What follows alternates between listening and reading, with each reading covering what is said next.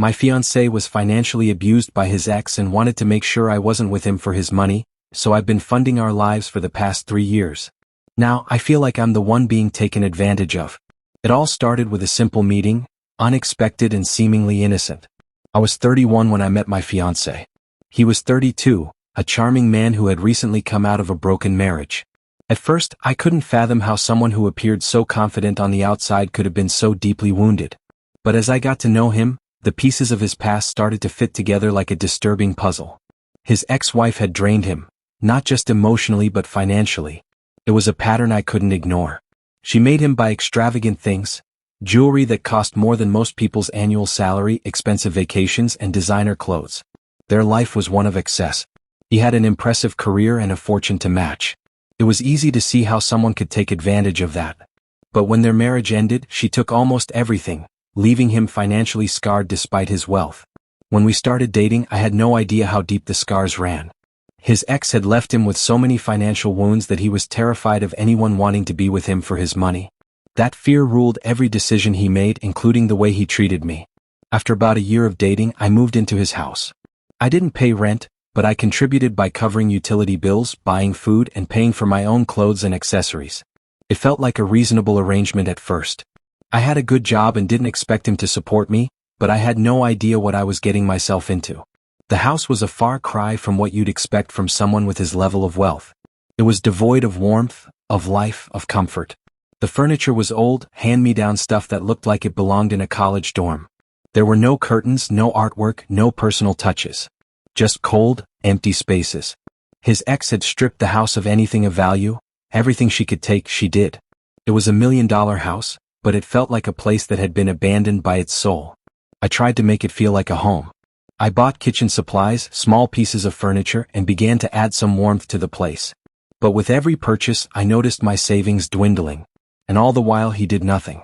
He wouldn't lift a finger to help. I started to get frustrated. I wanted to have a comfortable, cozy space, but I was the only one putting in effort, and he wouldn't even turn on the heating, making the house freezing at night. It was miserable. It wasn't that I expected him to spend wildly, but when I saw how much I was doing, I couldn't help but feel a little taken advantage of. I pointed it out to him once, asking if we could set up a fund to furnish the house together. His reaction shocked me. He accused me of being like his ex, just another woman trying to get him for his money. I was floored. Here I was, spending my own money trying to make this place livable, and he turned it into something twisted, something ugly. I couldn't help but feel the weight of his past every day. He was constantly comparing me to his ex, and it wore on me. His ex-wife had been treated to expensive trips, a lavish engagement with a $10,000 ring, and a proposal on a cruise. Meh. I got a picnic in the park with a cheap ring that probably cost less than my monthly grocery bill. I organized the whole thing, paid for the food, and slaved away in the kitchen to make it perfect. I almost said no right there out of sheer disappointment. I didn't want to bring up my feelings for fear of being labeled a gold digger, so I buried them deep. But resentment started to creep in. I loved him deeply, but it felt like he was using me to fill a void that was never going to be enough. He loved everything I provided as long as I was the one footing the bill. If it was something he had to pay for, it was always unnecessary or frivolous. The hardest part was when he started to push for a prenup. I agreed, but something inside me screamed that I wasn't being treated fairly. I was doing everything for this relationship, but if it ended, I would have nothing to show for it. His house wasn't mine, and the money I had invested in making it livable was just gone. The more I thought about it, the more I realized how deep the problem went. His ex had taken everything from him, and now he was doing the same to me in his own way. He had learned to shut himself off from any form of generosity, even the smallest acts of kindness. It was as if he was punishing me for what his ex had done. But I couldn't leave. I told myself that he was just broken and I would fix him. I could be the one to help him heal, to give him the love and stability he needed. But deep down I was suffocating. His house wasn't a home, it was a prison. I was trying so hard to make it work, but nothing felt right. When I brought up the idea of moving to a more modest house, he shut it down. He loved the house. His ex had picked it, and now he couldn't bring himself to let go. It wasn't just the physical house that had a hold on him, it was the memories, the trauma. He was still stuck in the past. Eventually, after 3 years, I realized something. I was the one being financially abused. I was the one left carrying the weight, doing all the work while he sat back and watched.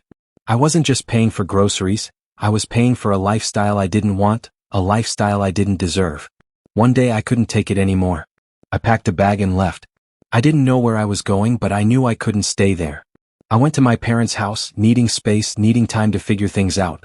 It was there, in the comfort of my childhood home, that I began to see things clearly. I realized that I had been living in fear. Fear of being seen as selfish, fear of being labeled a gold digger, fear of confronting the truth. I'd become so enmeshed in his trauma that I lost sight of my own needs, my own happiness. I deserved better than to be a financial caretaker in a relationship that wasn't mutual. I called his sister, someone I'd always gotten along with, and poured my heart out. She was shocked but not surprised. She explained how he had always felt inferior to me, how he was terrified I was with him for his money. It all made sense now. But that didn't change the fact that I had been neglected, emotionally and financially. The conversation with him wasn't easy. I told him I was moving out, that I wanted a break from the engagement. I laid everything out on the table, my anger and frustration pouring out. I told him how his comparison to his ex was tearing me apart, how I felt neglected and hurt. He sat there, silent, barely reacting. When I said I was leaving, he begged me not to. He promised change. He promised therapy. He promised to sell the house. But I was done listening to promises. I couldn't be with someone who only acted when he was forced to. I needed time to figure out who I was without him. I left, not knowing what would come next. He respected my request for no contact, and for the first time in years I felt free. The money he transferred to my account was just another reminder that he still thought money could fix everything. I sent it all back and asked for space. He honored my request, but I was done. The relationship was over, and I needed to focus on myself. Months passed and I started to build a life for myself. I found a little apartment, a place where I could create warmth and comfort on my own terms. I even got a puppy, a fluffy reminder that I deserved love and happiness, not just in relationships but within myself. Then, out of nowhere, I met someone new.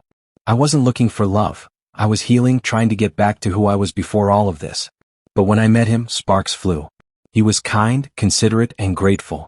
He made me feel cherished, not like a person who had to earn their worth. I no longer felt like I had to prove myself.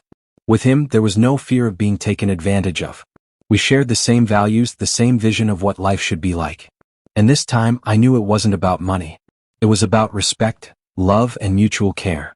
I don't know what the future holds, but I know one thing for sure. I'm not settling. I'm enough on my own, and I've learned that I deserve more than just financial security. I deserve emotional security too.